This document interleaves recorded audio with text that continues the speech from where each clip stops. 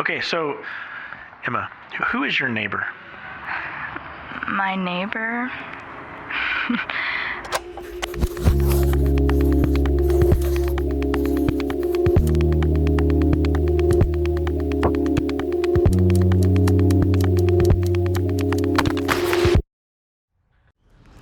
A neighbor is just somebody that you share a space with. They're kind of standoffish neighbors who are to themselves. And then there are friendly neighbors who give you the shirts off their back, assist you if you need a ride in the rain, or there are all types of neighbors. Ever since we were little kids, we thought, your neighbor's the man who drives the fire truck or the mailman or something like that.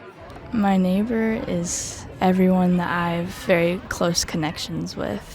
Honestly, I think of someone with whom I'm not particularly close because it's just a way to name somebody who happens to live near you. And so a neighbor is anyone you can close the door on. Yeah, I think that's fair to say. It's hard to get along with people who don't think the way you think. The people who think different politically, they have big mouths. And I don't want to get into a fight with them, so I can just keep my mouth shut. I think because I don't want a confrontation. There was probably a time in human history where people had more of an appreciation of who their neighbor is. And now in our digital age, I feel like we're closing in on ourselves again. This particular conversation is rooted in a very specific story. Jesus said to the group of people he was talking to, you have to love your neighbor as yourself. And somebody says, who is your neighbor? And in response to that, Jesus tells the story of the Good Samaritan. Do you know that story? I'm familiar with it, yes. Could you tell it to me? There was someone on the side of the road, half dead, cast aside by robbers.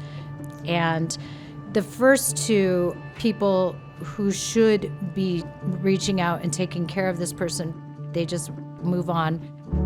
But then there was someone who you wouldn't think would help someone like that, but they stopped and they helped the person that was on the side of the road. The Samaritan, his tribe was not liked by the other tribe. They were kind of the underdogs, but the heart that he had to be able to extend it to his enemy, his mortal enemy,